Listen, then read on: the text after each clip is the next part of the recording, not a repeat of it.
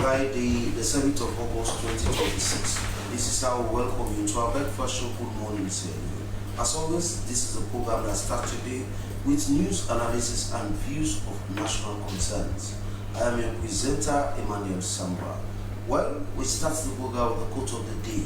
Our quote of the day is from American theologian Tyrone Edwards, and it says, one of the great lessons the fall of the leaf teaches is this: do your work well and then be ready to depart when God shall call.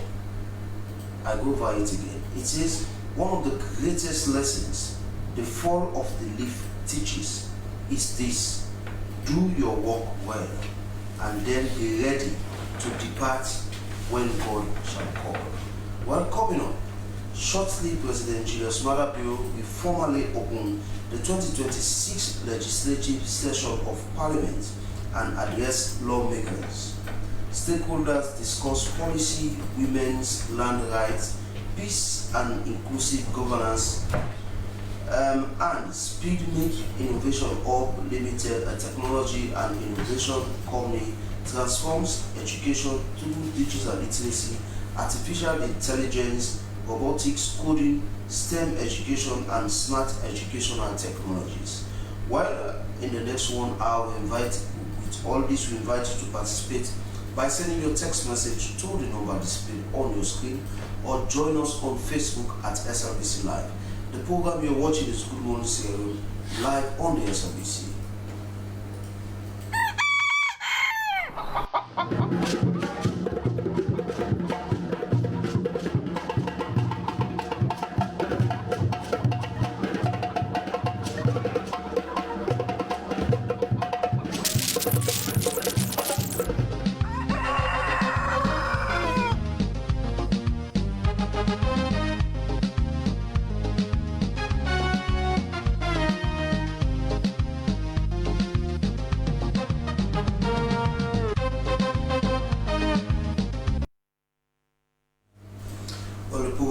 Good Morning Sierra Leone, live on the SLBC. We start the discussion proper to our first headline story.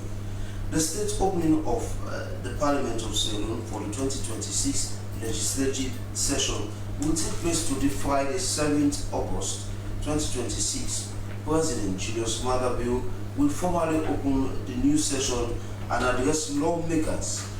This is governed by Section 84(3) of the 1991 Constitution of Sierra Leone, which requires the President to address the House of Government priorities, national issues, and legislative agendas for the upcoming year.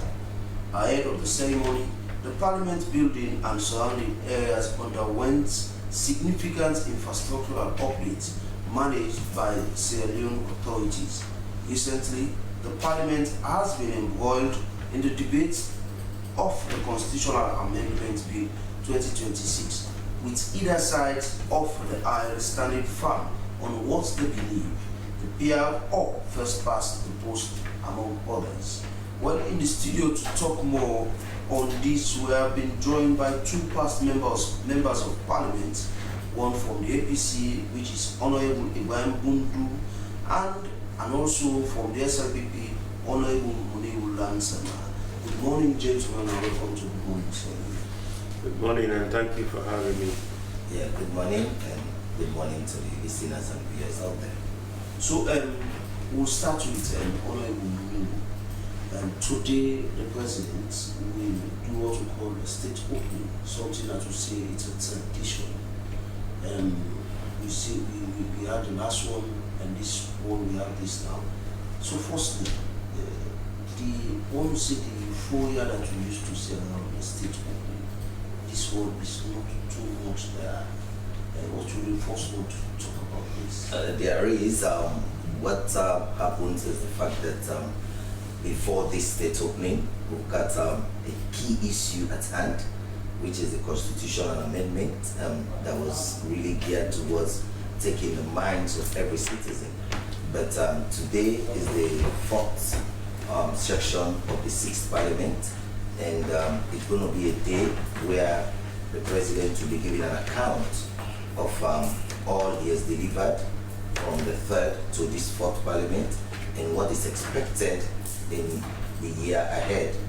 But like you've rightly said, the reason being the country, both internal and external, had been clouded with that of the constitutional amendment, where we saw everybody focused in ensuring that the will of the people is seen and acted upon. So, Honorable Gwambun, do you agree with what is Honorable Monu is saying, that the constitutional amendment debate has clouded, the euphoria that we used to see around the state opening of Parliament? Well, it's difficult for me to sit here and determine the euphoria, because it's going to start at 10 o'clock. So until the events occur and I'm physically there or watch it over TV, I don't want to comment about the euphoria. I'm sure people are going, those who are invited, also bear in mind that it's a restricted place. It's not everybody, so those who are invited will surely be there. We'll make sure they are there as long as, and the weather is proving very, very friendly this morning. So it's a wait and see. Okay. Honorable Mole will answer. You've been in a lot of parliaments where it's a several states open, and you're opportune as at the time you're in the role of parliament to be on the government bench. And on the government bench, when they say the state around the parliament, what's the government bench? What is prepared in your mind as members of parliament? How are you prepared? Well, generally what we do is more supportive, because once the president makes a statement that resonates with what we believe is factual and reality, and what we see actually happening, you see the roaring of voice to the eating of the table, and you even see the gallery responding accordingly. So I have been fortunate to be on that side, not like my elder brother here who witnessed both sides, that is as the opposition and that of the ruling. But I was within the ruling, and normally we say defending is really, really difficult rather than attacking, because if you have a sharp attack where your defense is not strong, then you see a weakening. That is why in today's state opening, as any other state opening, you'll be seeing from the side of the opposition, they'll be having undertone whenever the president says something that according to their perception they do not believe or have some doubts around it. You see the undertone coming out. So in earnest, it's more of a report card day where we said the president will be giving an account of things he has done and what he intends doing. And taking in cognizance his New Year's address, where he made mention to the people of this country that this is the year of delivery, and he did not just say it in utterance, but rather has lived it in terms of action. And we saw him right at the farm, especially we'll come to that when we are talking about that delivery agricultural work. And usually you said the opposition bench do give undertones when the president makes statements, especially when you say from their own perception, maybe they think they have some doubts about, or it's so factual. From the ruling bench, you always see everything that the president is saying as factual or true.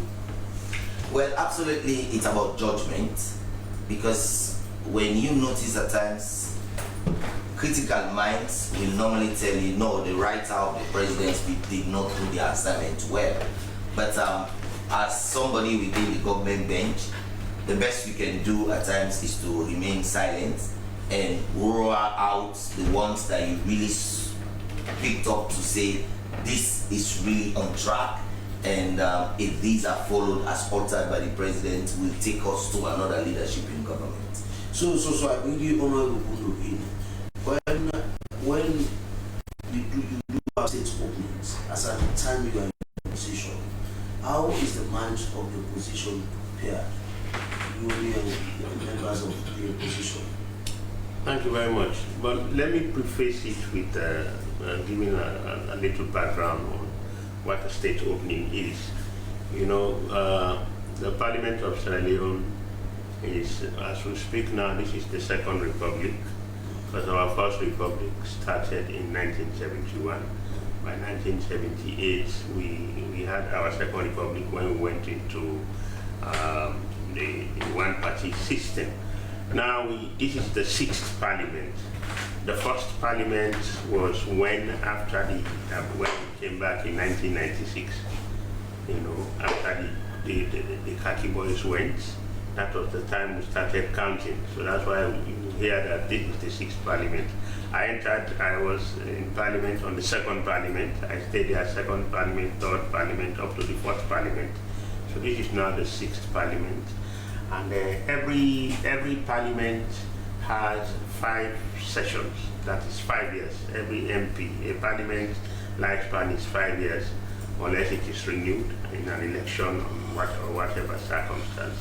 So it is that occasion that we call the state opening of Parliament, where the President, as my colleague has said, this is you know, it is a reporting from events, on doings, the good, the bad, the ugly of the state of affairs, presented to their representative in an annual basis. So as this is now our 4th Parliament, the President is there today to give an account of all that he has done and intends to do, and how he intends to do it, to the representative of the people in the presence of so many viewers. Some will view it virtually, some will view it physically in the world. So today is a very special day for us, and it has always been a very special day for the representatives, because that's the message of the President, like when you say from the horse's mouth. This is the period when we will take, the opposition will take what the President is going to say, interpret it, analyze it, absorb it, and see how they can translate it to either for national debates or for political parties. Never mind the aura you've seen around. They are politicians. They will definitely talk politics, and the President is also a politician.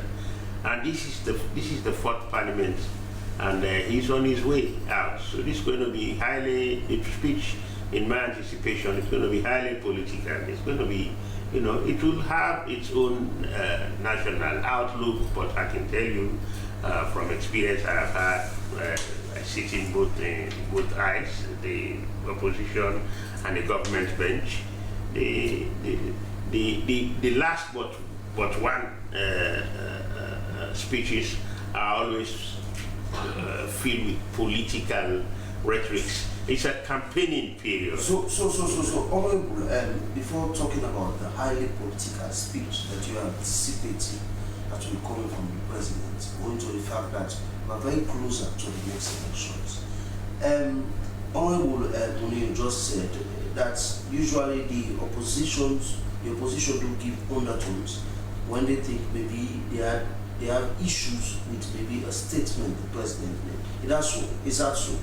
Well, it's not only typical in Parliament, even in court barrels, where certain pronouncements are made by the paramount chief. The people react in diverse ways, in undertones. So don't look at Parliament as the only place where undertones are. If you attend this town hall meeting, if somebody say, well, this, then you know, all of those. But today, as always, it's traditional, it's very conventional that undertones are in Parliament. People are going to come up with, if there are things they don't agree, because the audience today is going to be bigger. It's a very big audience today. The gallery is going to be full.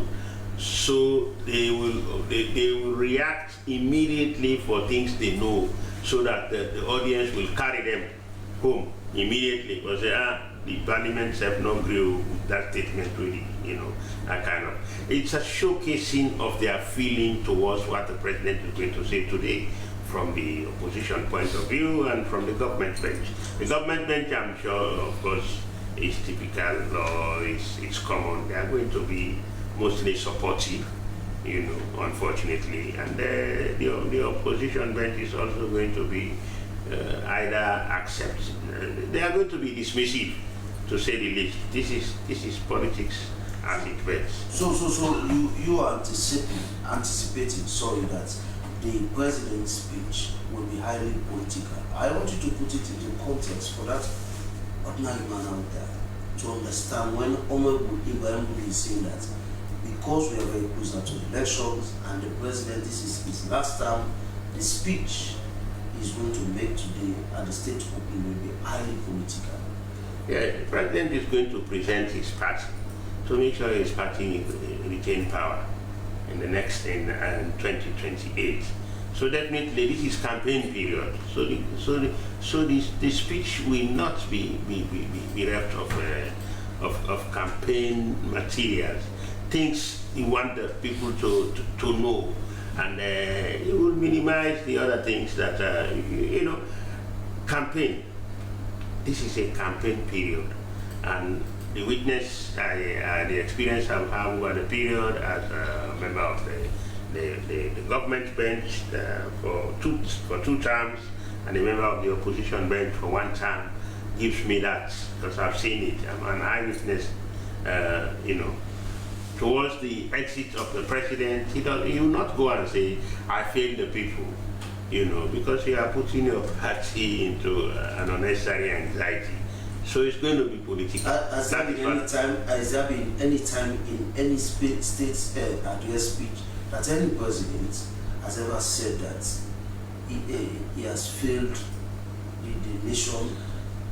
Of course. Outside, of course, directly or indirectly. Presidents have expressed their regrets over certain things they have done. They usually do that when they are no longer in power. So if you are saying that when they are I remember at one time when President Momo was in power, at some point he accepted certain faults that he has not done well, and let the people still look forward to him, as somebody who would correct his wrong. That was President Momo. Let's talk about President Ahmad Jankaba, President Kuma, and then currently President Bill. Has there been any time in any of their speeches that they have said, okay, they indirectly accepted when they are giving their reports to Parliament that, oh, we have not done well in these areas? Definitely, when you're advertising your goods in the market, you don't tell people my goods are not good, because first of all, you're not going to have anybody coming to you. It's an advertisement time. You have to sell your product. So all presidents will sell their product. Not that they are not mindful of what they have done, that is not, but that is just the practicality of politics. So I bring you Honorable you've heard from Honorable Ibrahim saying that the president's speech today, because he's in his last term and we are very closer to elections, it will be highly political. Do you agree with him? Not highly political, because like I rightly stated, it's a report card giving, and one thing I made mention of in his New Year speech, he said is the year of delivery, and most of what will be captured today are things he has seen, witnessed as the president, because most times we've seen questions coming around certain speeches that we are written, and people begin to ask, where are these? So if the president is coming today to talk about Tomabom, he's going to give a live evidence of what he himself has seen in Tomabom. So yes, it's going to be political, because in politics, it's all about bringing your cajoling message so that you attract the people towards you. In politics, you serve like a magnet where you move every force towards your direction. So that is what the president will be doing today. He wants to move the entire parliament to his direction and leads the pathway. And him being the head of parliament, as the constitution mandates or states, he's taking control of his seats today, and with that, he's going to be the only speaker for the entire day to ensure he gives a detailed analysis of accountability.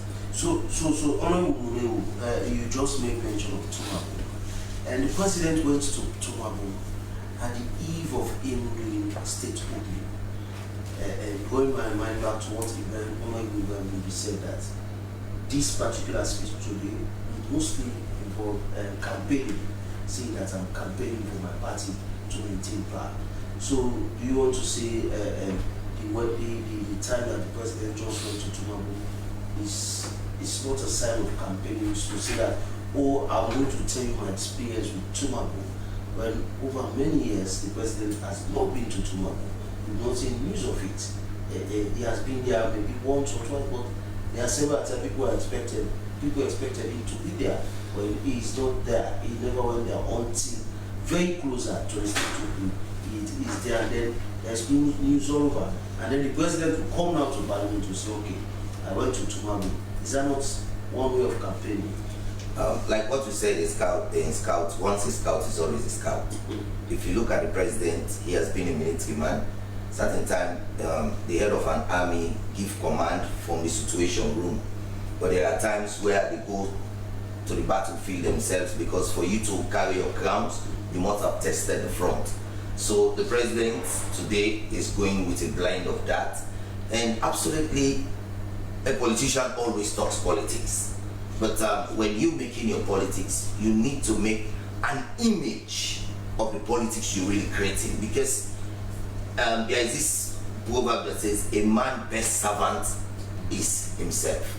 So what we will be seeing today is an actual account of what the president himself has envisaged, seen, had, and been part of.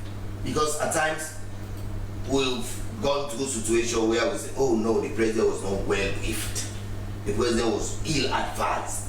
And that is why in situations like this, where you'll be talking to not only your country, but to the world, and you'll be talking directly to the people's representative, who will be taking your message down to the grassroots.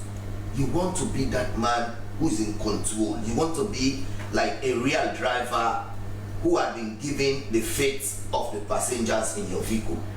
Remember, at that moment, people heading to their destination leaves everything in your hand, and they are sure that you take them there.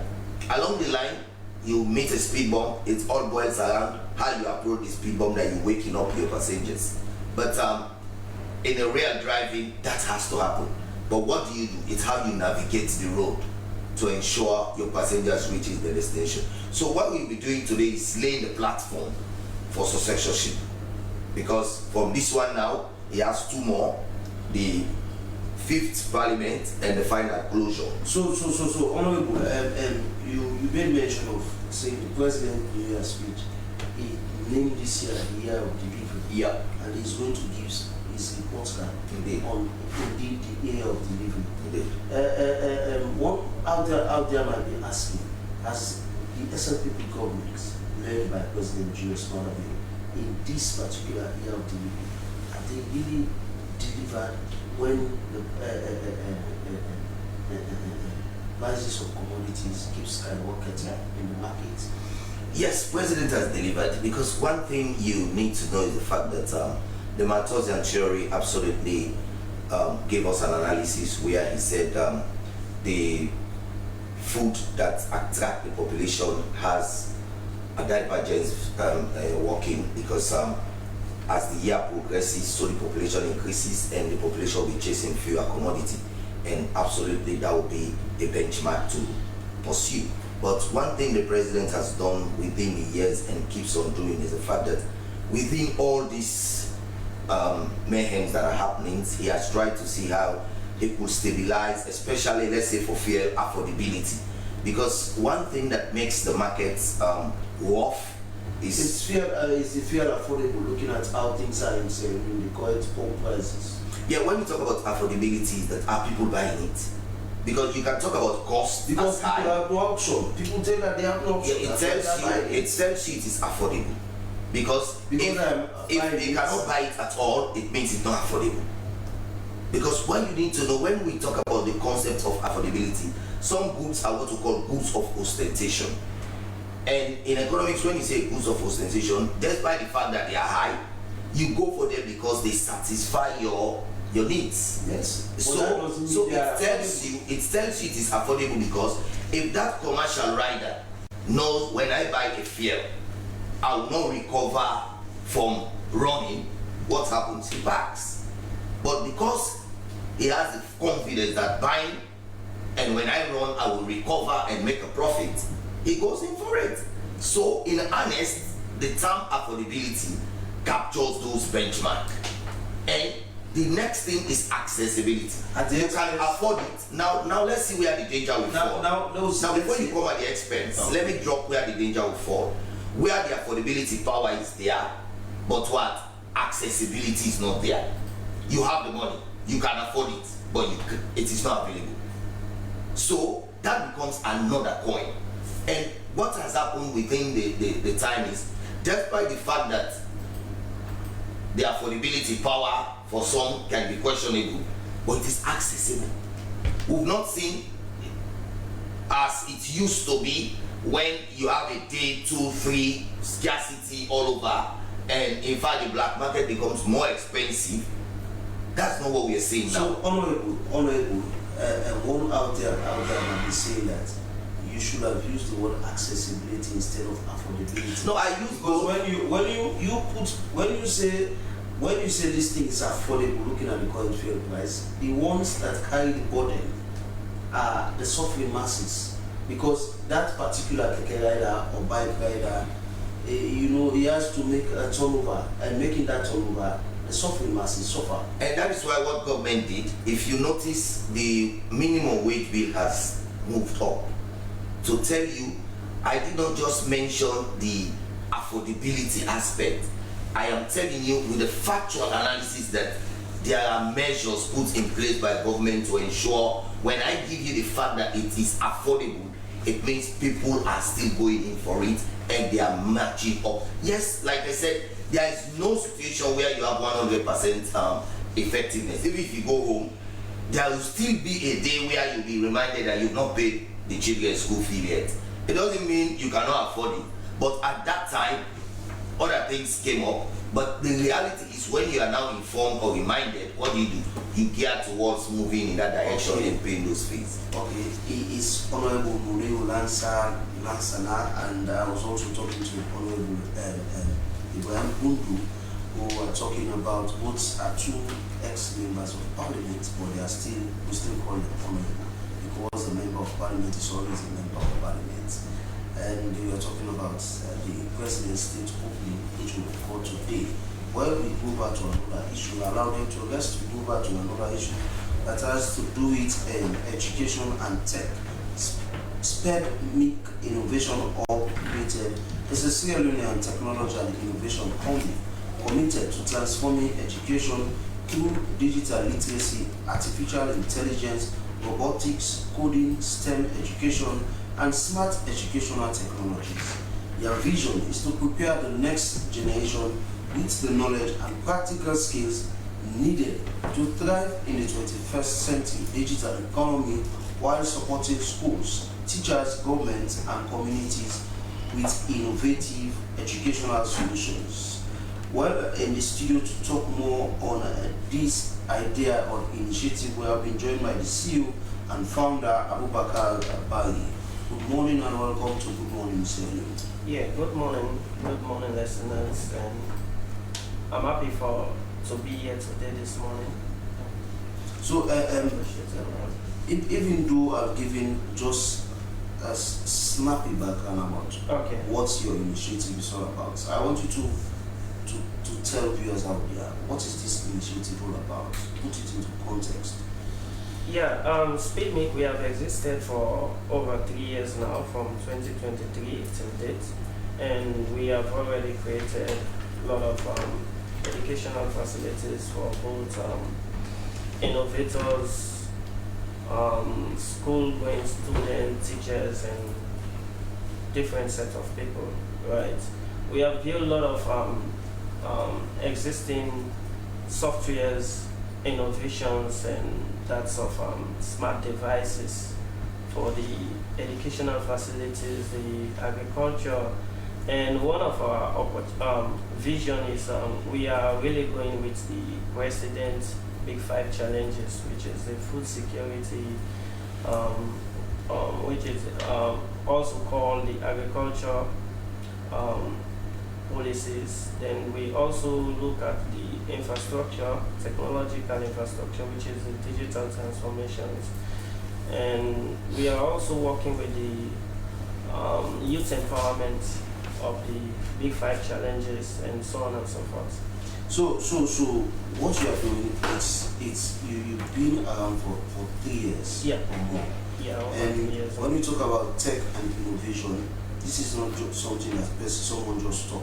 Yeah. You talk and someone see it happening. Mm-hmm. So as the CEO, Yeah. What are some of those things that you can point at? Because you said you are targeting schools. Yeah, sure. And when you look at the country's educational system, when you talk about tech is really lacking.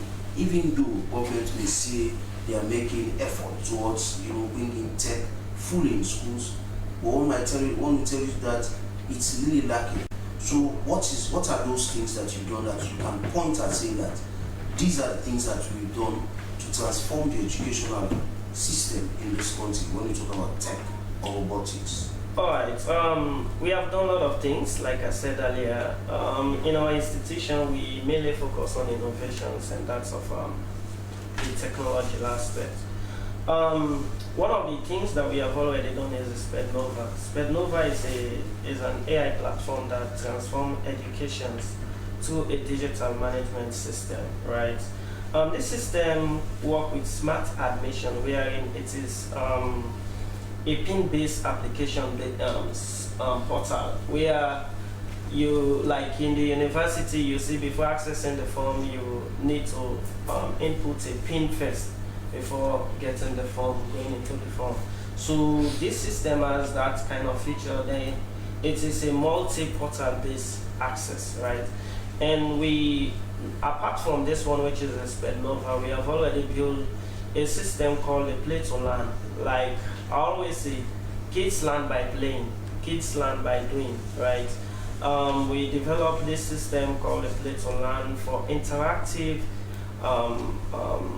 quiz management for the pupils or for the kids, which they can learn to sing music, play some STEM games. You understand? When you talk about the STEM, the science, the technology, engineering, and mathematics, this app also teach the students how to code, right? And also give you recommendations to different software where you can do your codings, right? And it can also give you some interactive games in doing coding, because like I said, you always learn by doing, more for the kids area. So these are some of the things we have already done.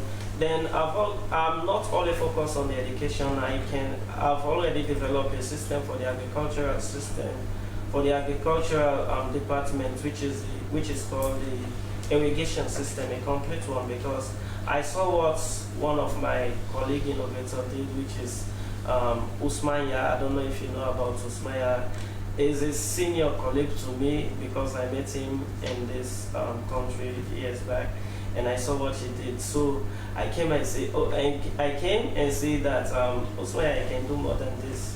So I did the irrigation system, which can detect any form of intruders. Like for example, I went to Falaba the last time, so I received some complaints that animals are disrupting their plantations. So I built this. I included this animal detection, where in any form of animal that went into the farmland, it would trigger a sound for it to scare away the animal or any other form of person that is going there.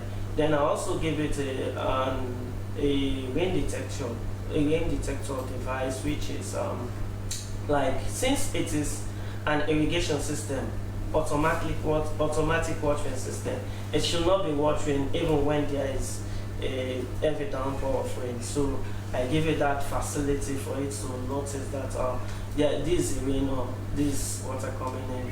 They are also integrated the water level detection, because if you are using the well or the tank, you always need to understand that my water is low, my water is high, for it to automatically water the farm, right? Then there are a lot of other facilities in that kind of system, but I have it in my office, so if you have the opportunity to see it, you can see it. So when you talk about this, videos of it. irrigation Yeah. is one of the major bottlenecks that is making agriculture more, I will not say it's lacking, but lacking. The reason we've not gone into large-scale commercialization of agriculture itself. And when you talk about automatic irrigation, how does it work? Automatic irrigation, how does it work? Yeah, it can work without the interference of human being. Right? Yeah, you see that you work with it using phone. I can be in America and control it using my mobile apps. How? You understand? How? Yeah, this is something, it works with sensors, right? You firstly plant all the sensors, like we call it the soil sensor.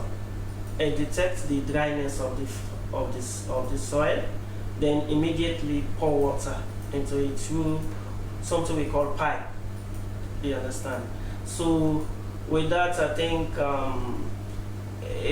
the soil sensor detects the dryness, then the system automatically water the sand, the soil. Sorry.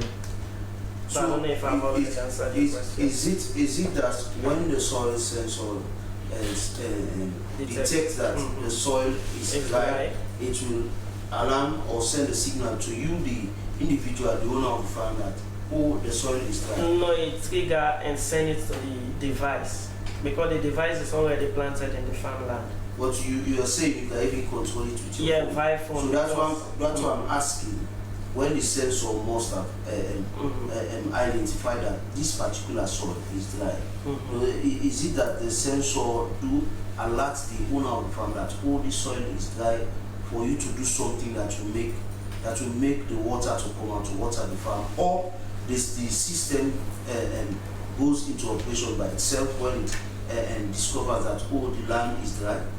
Yeah, it sends it straight to the system, then the system activates it, right? But in other cases, because some people would like to control their own system, so I build an objective towards it, which is a mobile application. So you can be anywhere, even if the soil is dry or wet, you can still water it using a mobile phone. Right, that's what I'm trying to say. But it can still trigger to the system, and the system automatically waters. So this thing that you're talking about, all of these things are done through electricity. Am I right? Yeah, electricity in different form, but this is a renewable energy we are using, which is a solar. It can work with solar system. So even if you are not there, you plant your solar system, it will work. Yeah, automatically. It's an automatic system. With and without you, it can work. So you made mention, let me hold it there for agriculture. Let's come over to the education. You made mention of a PIN system, and now we are seeing even the University of Ceylon is using PIN system. Are you the ones that developed that system? No. I'm just trying to build one, but I've been part of a team that already developed this kind of system, so I don't know if that's the one they are using. But this is my own personal system, right? Okay, so continue to stay with us. He is Abu Bakar Bari, the CEO of Spreadnik Education, who is talking about his initiative to bring robotics to school. Well, the program you're watching is Good Morning Sierra Leone, coming to you live from the SLBC.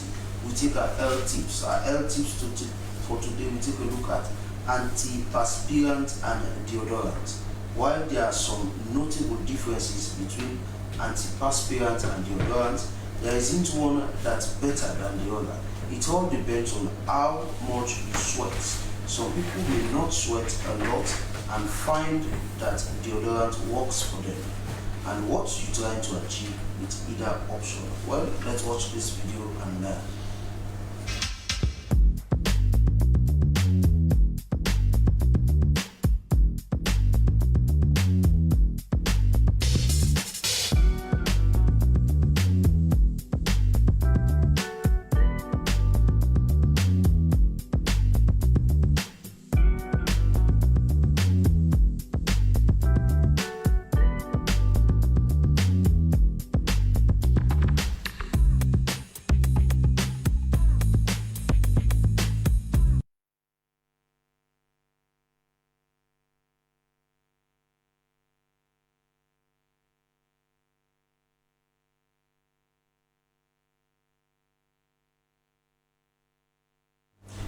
You're watching this Good Morning Sierra Leone live on the SRBC. We hope you've learned a lot from that video.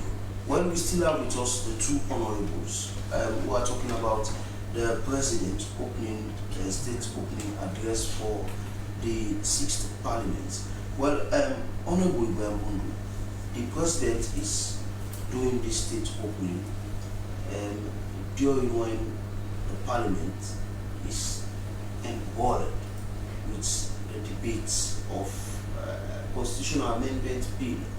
So as someone who has been in the world for over 15 years or 15 years, do you foresee the president's speech being overtaken by these particular debates that is going to the Parliament, that is trying to convince both members of the opposition bench and the ruling bench to do, let me say, pass the bill as it came to Parliament? Definitely not. This is an annual event that is planned, and it is something that is done in an annual basis. Mind you, this is a validating period. The president had made, in his last speech, he talked about year of delivery, and it is now during this year that we are going to validate, during this speech, we are going to validate what he has told us. So in the process, there is a lot that is expected today. I mean, ratification or amendment of bills in Parliament, be it an act or even the Constitution, has been taking place. The only big attention that has attracted our people this time, the Constitution in particular, had been in limbo in terms of its review, in its parliamentary review, dating way back from the Peter Tucker recommendation, from the Cowan recommendation, and now, you know, during President Bill, how he wants to look at all of those recommendations and practically start to see how amendments could be done. And of course, what has also attracted the attention of the people is the fact that the items in the agenda are talking about election. And like I said, election is very close, it's around the corner. This is electioneering period. This is a time when everybody is campaigning, both political parties and individuals. So anything that has to do with elections, it attracts our attention. Now we have in the world the kind of election we want, whether it's a PR or it's a first past the post. That has ignited a lot of debate out there to the people. Mind you, lawmaking does not only stop with the members of Parliament too. When a government or a private member generates a motion or a bill, you know, that bill, the first port of call is the people. So if you see the people very much attracted to what is going on, because they are the people that are going to vote. The last election was a PR, And the next election, the government is still insisting on continuing with the PR. For elections over the period before that had been a first past the post from pre-colonial, or up to 2018. It was a first past the post. So many people are used to it, and that's what so many people know. So changing from that step to another step, another angle, it needs a lot of education. It needs a lot of interactive sessions, which I think has not been the case in terms of the people's understanding. All they know is from their political godfathers. It is now going to be a first past the post, and it is now going to from a first past the post now to a PR. So what is this PR in their view? So don't you think the president's speech will capture that particular area? Because mind you mentioned it earlier that almost definitely they mentioned it earlier that the president's speech will be highly political because we are very closer to elections, and now we have this particular constitutional amendment bill, which is purely talking about elections, and there are so many things that the government is pushing for. So I'm asking, don't you think the president's speech will mostly capture those things to try to canvass or convince the populace, saying that okay, these things that my government is pushing for this amendment to happen in Parliament, and these are the reasons why I want this thing to go this way, and please can you do it using different wordings? If you are familiar with the presidential speeches during state opening, he talks about all the ministries, departments, and agencies. In fact, that is how they paragraph the speech. He will be talking about elections because one of the commissions, the ECSL, will be mentioned, their roles and responsibility and what they are expected to do during this period. You also have the governance reform commissions. All of those commissions will be mentioned. So it's a holistic presentation of all that's expected, all that is anticipated to the people, to validate and see what the ensuing year, meaning the 2027, is going to bring to us. Because now it's 2026. 2027, which is mostly a political year, for the 2028 election, it's going to be discussed. So that was the reason why I stated earlier that it's going to be a highly political speech.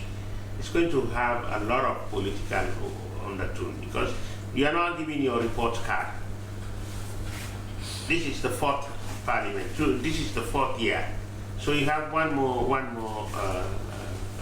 year to go and renew your mandate.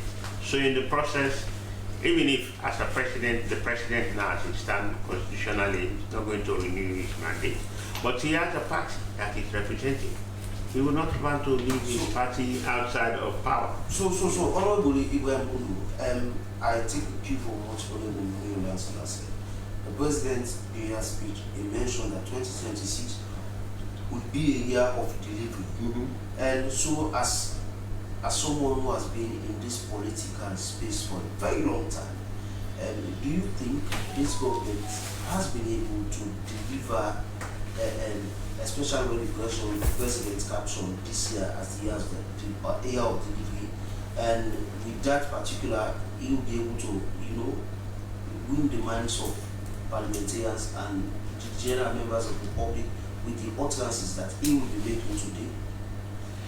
The deliverables are going to be things that should affect the people, that should impact the people negatively, and with a priority. I definitely know that the president is going to talk about the ECOWAS under foreign affairs and what he has done, given what we have done, of course, like the Toma bomb, and it's going to bring them out. But what I'm saying here as an individual, not from a perspective of being with other political parties, what I practically have learned over the period is, you know, things that impact our people immediately are three things that I want to mention here. Food had been a challenge, not only in Sierra Leone, but in Africa. Why is that? For some of us who have traveled outside of this country, when you go to Europe, you go to America, affordability of food, housing, clothing, is no longer an issue. But that has persistently been an issue in this country. So even when we talk about deliverables, we have built rebuilding, we have built Bitumani, now we have built the Mother Bio Center, we are building, all of those are. But what is the daily things that are daily activities and daily living? For instance, you are talking about the fuel situation, which has a domino effect. When you have a fuel crisis in any country, whether be it fault of yours or whatever influences, it permeates, it resonates to all the other things that are very, very essential on a daily basis. Okay. Somebody gets up this morning, a keke driver tells him or her, okay, today not to 8 Leone, today not 12 Leone. What you do? Because the fuel has just, a new fuel price has just been announced. Yeah. So all of those basic things, so the president is going to announce the goodies. Those it depends on how the people are going to look at it, from what they are, what impact does that have to them. If somebody is going to prefer an ECOWAS building or a conference center to what is going on now in terms of food crisis, and those are the things we are going to have. I say debate for everybody in this country. Okay, so thank you very much, Honorable Ibrahim Bundu. Well, viewers, we have to cut the program and go direct to Parliament, where outside broadcasting are now ready to give us the current happenings in Parliament. So this is how the other cuttings of today's edition of Good Morning Sierra Leone will go directly to Parliament, where the President is about to do the state opening address. Bye. As a mother of the house, whenever I want to prepare palm soup, there's no need pounding palm fruit. All I need is Nkulenu's Ghana's original palm soup base. My soup is done, and its preparation, it is not difficult at all. Nkulenu palm soup base, it's easily done with no difficulties. Just take few ladles and your soup is done. And its flavor, it's amazing. This is Nkulenu's Ghana's original palm soup base. And this is Nkulenu's Ghana's original spiced palm soup base. Iron fruit and turkey berries are naturally added. Also available, brown gold natural cocoa powder, sunny gold brown sugar, neat fufu flour, shito, pisa, and moringa. All